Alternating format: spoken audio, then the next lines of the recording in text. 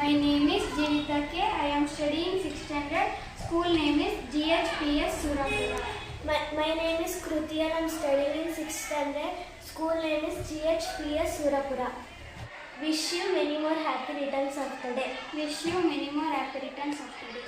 ಹುಟ್ಟು ಹಬ್ಬದ ಹಾರ್ದಿಕ ಶುಭಾಶಯಗಳು. ಹುಟ್ಟು ಹಬ್ಬದ ಹಾರ್ದಿಕ ಶುಭಾಶಯಗಳು.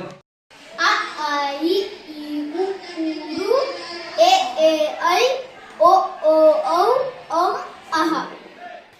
Agaganya. ಚ ಛ ಜ ಝ ನ್ಯ.